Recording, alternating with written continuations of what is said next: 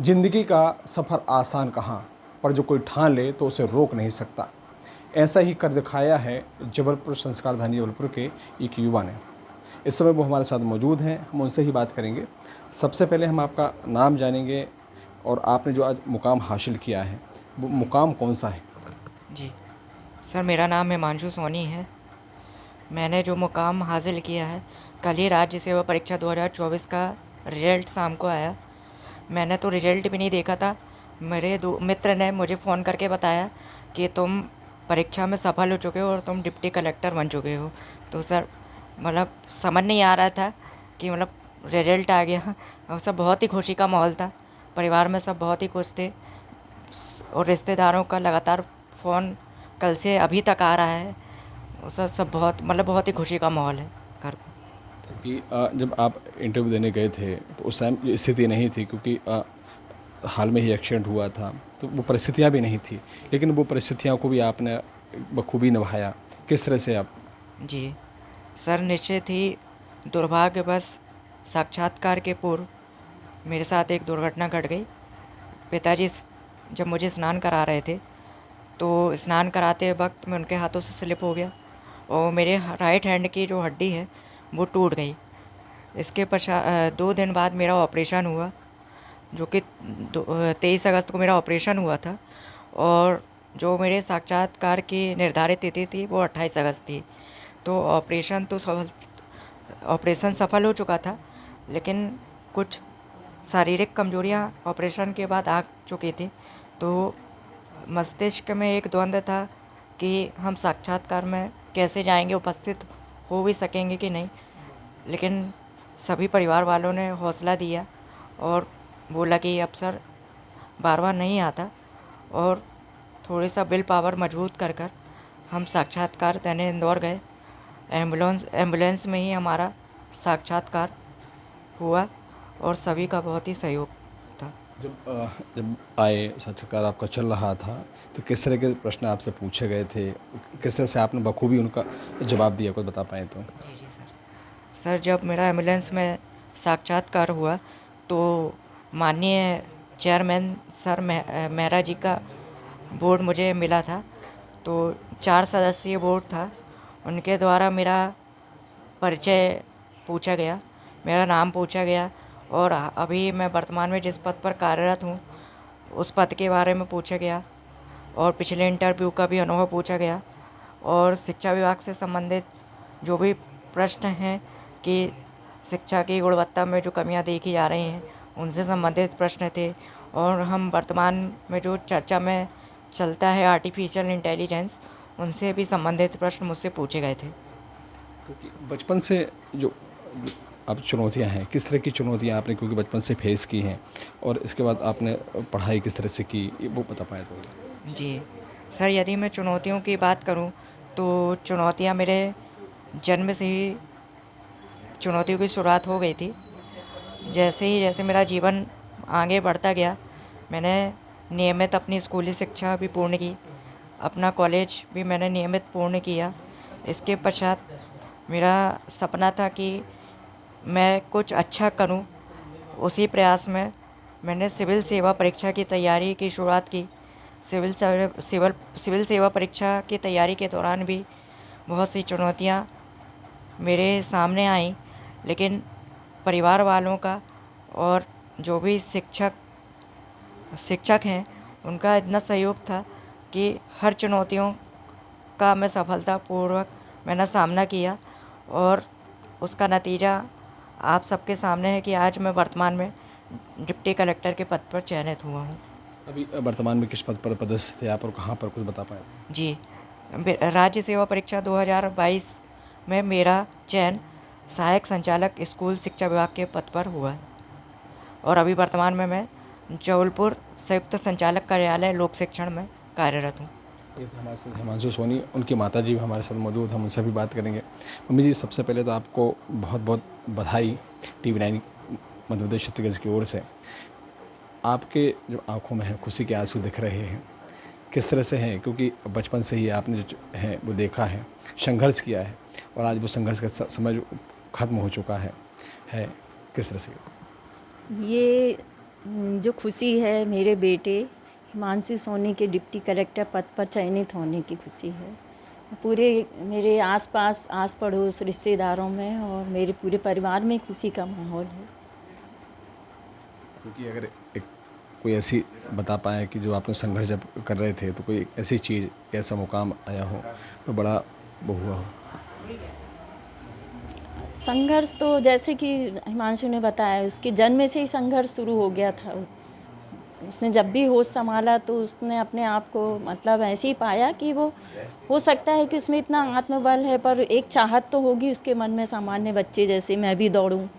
हालांकि वो इतना एक्टिव बच्चा है, मानसिक शारीरिक रूप में भी वो जितना कर सकता था। जब तक उसका वजन कम था वो सीढ़ी चढ़ के हमारे यहाँ तीसरी मंजिल तक चला जाता था। वहाँ क्रिकेट खेलता था अभी इसमें कोरोना के समय, और बाकायदा मतलब बहुत एक्टिव था वो बच्चा। बस अब उसकी जो हड्डी ऐसा कार की उसके कारण वो सही बैठ नहीं पाता है, ना अपना कुछ कर पाता है।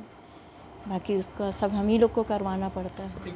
दो अभिभावकों को क्या मैसेज देना चाहेंगे, जो कई बार ऐसा होता है कि हार मान जाते हैं इस परिस्थिति में?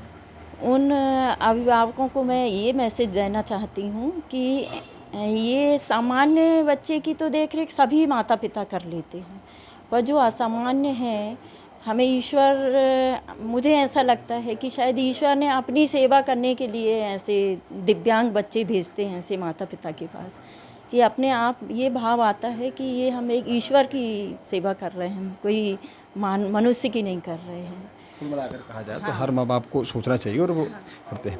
आप उनके पिताजी भी हमारे साथ मौजूद हैं, हम उनसे ही बात करेंगे। सर, सबसे पहले आपको बहुत बहुत बधाई। Thank you, thank you. आप एक शिक्षक भी हैं आप और एक अभिभावक भी हैं। किस तरह का मैसेज देना चाहेंगे और कितनी खुशी है आज? काफ़ी खुशी है और खुशी होना भी चाहिए। हमारे पुत्र हिमांशु ने एक ऐसा पड़ाव पार किया है जिसको बहुत कम विद्यार्थी पार कर पाते हैं। आज उसने लोक सेवा आयोग, मध्य प्रदेश लोक सेवा आयोग 2024 का साक्षात्कार उत्तीर्ण कर डिप्टी कलेक्टर के पद का मुकाम हासिल किया है। मैं उसकी इस सफलता से बहुत प्रसन्न हूँ। हमारा पूरा परिवार प्रसन्न है, हमारे शुभचिंतक प्रसन्न हैं और यही प्रसन्नता का कारण है।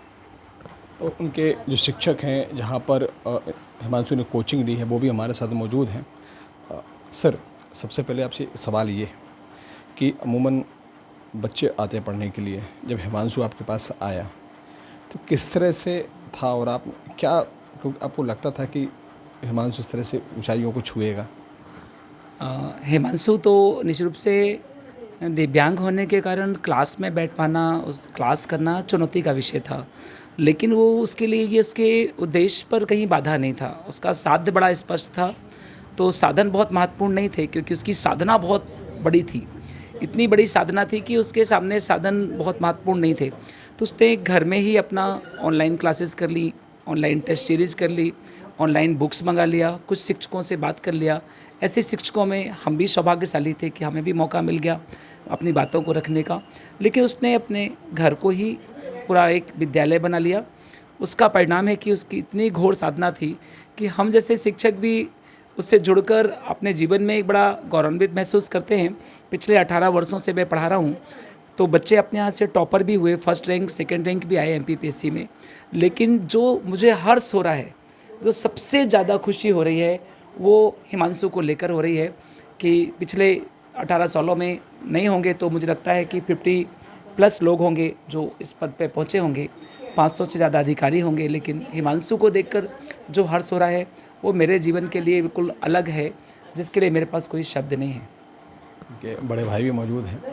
अमूमन ये होता है कि जो छोटा होता है वो लक्ष्मण होता है और बड़े राम जो है, तो लक्ष्मण ने जो धर्म निभाया है, लेकिन आप बड़े हैं और आपने लक्ष्मण का बनकर के जो उनको संघर्ष है जिस राम के साथ चला आया, वो धर्म आपने निभाया बखूबी। हर चीज़ में छोटी सी बात हो या साथ दिया, किस तरह से करें? बिल्कुल, ये बात आप जो बोल रहे हैं कहीं ना कहीं कनेक्ट कर रही है। लेकिन लक्ष्मण भी कभी बलराम हो सकते हैं। इस बात का मैं यही उत्तर देना चाहूँगा। जी। जो संघर्ष है किस तरह का रहा है, क्योंकि अब संघर्ष सर ऐसा है कि कोई संघर्ष संघर्ष नहीं है जब तक कि व्यक्ति यदि अपने मानसिक स्थिति को मजबूत कर ले। और थोड़ा स्टार्टिंग में हमें लगता था कि हाँ भाई कैसे होगा, कैसे करेंगे, लेकिन जब इनने स्टार्टिंग की और चीज़ों को लगन से ये करते गए तो स्थितियाँ जो है हमारे सामने, जो धुंधलापन था वो स्पष्टता की स्थिति में आने लगा धीरे धीरे, और आज परिणाम सामने है। लेकिन आपने कभी ऐसा महसूस नहीं होने दिया कि वो दिव्यांग है और आपने बाकायदा हर चीज़ में उसका साथ दिया, और एक भाई होने का जो कर्तव्य है वो आपने बखूबी निभाया? सर मुझे ऐसा लगता है कि यदि हम सब शायद विकलांग हैं क्योंकि हम उड़ नहीं सकते।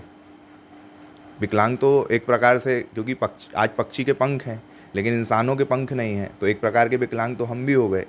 तो हिमांशु को हमने, या हिमांशु की जो मानसिकता है वो एक ऐसी है कि जैसे एक सामान्य व्यक्ति ही है वो। हाँ, आज यदि हर व्यक्ति हिमांशु के जैसा होता तो कार भी शायद ऐसी बनती जैसे हिमांशु ड्राइव कर रहा है, वो सभी कार वैसी होती। लेकिन आज जो कारें हैं, जो हवाई जहाज़ है और जो सब सुविधाएं हैं वो ऐसी हैं जो हम लोग के लिए हैं। लेकिन आज जो प्रशासन, जो कि विकलांग से हमारे प्रशासन ने नाम दिया है दिव्यांग, और उनके लिए आप देखिए कि हिमांशु को जब हम बाहर लेकर के निकले तो सार्वजनिक स्थानों में जो हमें लिफ्ट मिली, जो रैंप मिले, वो काफ़ी सहायक थे। तो मुझे लगता है इस स्थिति में जो शासन विकलांगों के लिए कार्य कर रही है वो भी काफ़ी सराहनीय है सर। तो हमें कभी भी जो चुनौतियां आई हमने आसानी से उनका सामना कर लिया। आप सरकार से कोई कहना चाहते हैं, क्योंकि स्थिति में है तो, क्योंकि जॉब है उनकी, गृह जिले में भी हो, इसकी मांग कर रहे हैं, क्योंकि स्थिति को देखते हुए आप हैं, क्या मांग करते हैं आप? सर अब चूँकि इनने जिस एग्ज़ाम को पार किया है वो काफ़ी एक चुनौतीपूर्वक स्थिति में इस एग्ज़ाम को पास किया है, तो चुनौती तो जो भी आएगी वो उसे निभा लेंगे।